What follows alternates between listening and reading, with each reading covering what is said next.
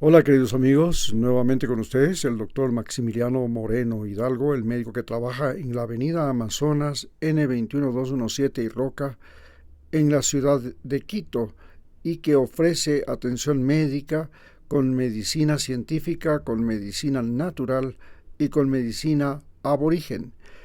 Además, produce Guaviduca, una planta medicinal que la estudió en la Universidad Lomonosov, en la Universidad de Múnich y en la Universidad Central del Ecuador, que tiene propiedades antiespasmódicas, pero además permite corregir la flora intestinal y además combate parásitos. Tiene una pequeña cantidad de alcaloide que no es tóxica ni letal. Bien, hoy analizaremos qué es lo que está pasando en el continente americano respecto a la salud y la vida en el continente americano.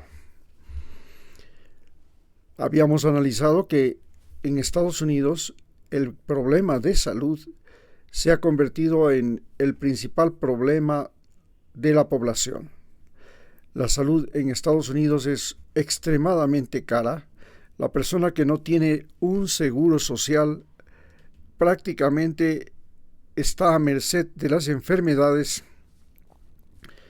y además tienen el problema de que en Estados Unidos es el primer país del mundo, no solamente del continente americano, donde la perspectiva de vida al nacer, en lugar de ir aumentando, como sucede en el resto del planeta, ha comenzado a disminuir.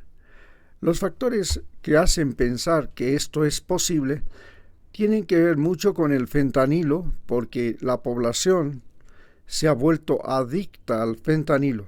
El fentanilo es un derivado del opio que hoy se lo combina con cocaína, con marihuana, con cualquier droga, y que fue una droga de libre uso y consumo durante muchos años, gracias a una casa farmacéutica de Estados Unidos llamada Duo, que popularizó el consumo de fentanilo, así como el consumo de la heroína fue popularizado a comienzos del siglo XX por la casa Bayern, y el consumo de la morfina y el consumo de morfina fue también popularizado por Estados Unidos, pero el consumo de el opio fue popularizado por Holanda desde el siglo XVII, en que los holandeses en el siglo XVIII se convirtieron en los principales comerciantes de opio del mundo. Hoy, Estados Unidos enfrenta un deterioro no solamente físico, sino un deterioro psicológico.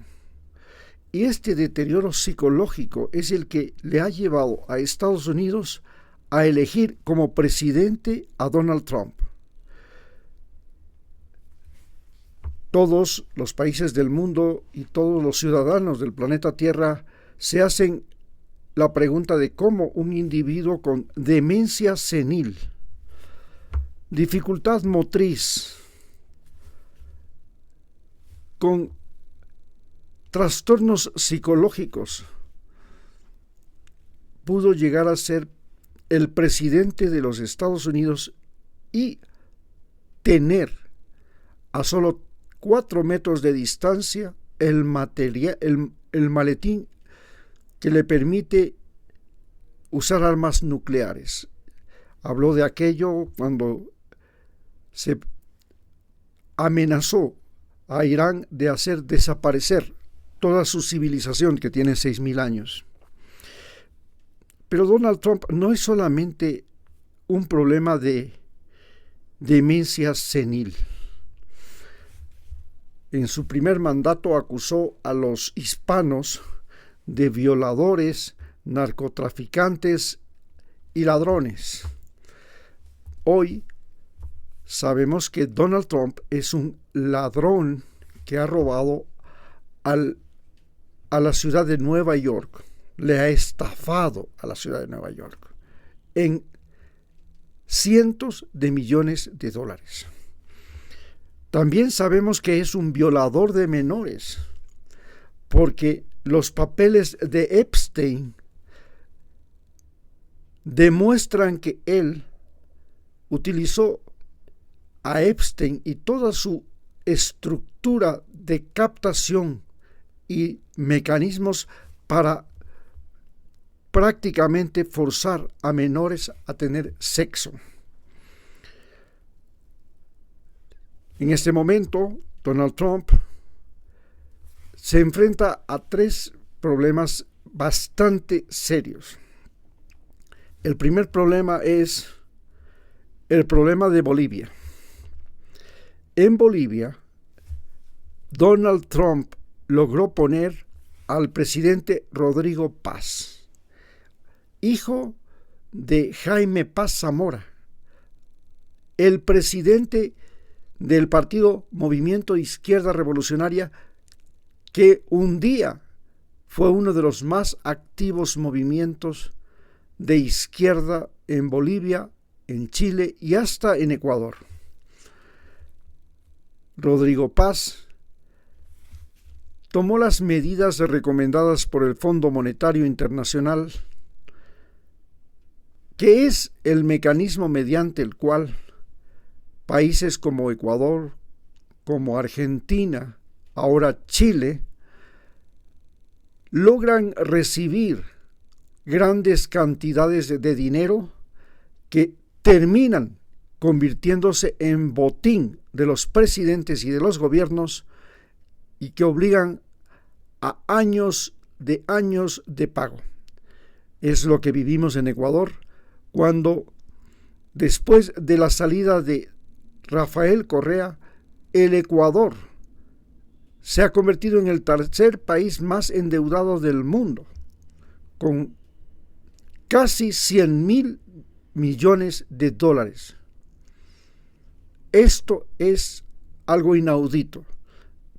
Y desde los días en que salió Rafael Correa, ni a Lenín Moreno, ni al presidente Guillermo Lasso, y peor al actual presidente, se puede decir que hayan hecho obras. Por lo menos en el periodo de Rafael Correa, los ecuatorianos pudieron ver carreteras, hospitales, escuelas, inclusive becas para 20,000 estudiantes que fueron a estudiar en las 100 mejores universidades del mundo. Hoy, Donald Trump también se enfrenta a la situación de Cuba. Y por supuesto, Donald Trump y el gobierno de Estados Unidos acusa a Evo Morales de violador de menores. Pero Donald Trump sí ha sido un violador de menores. En el caso de Cuba, mantiene un bloqueo que está llevando a Cuba a la hambruna, por lo que México ha hecho ya convoys humanitarios para salvar a ese país de la desnutrición.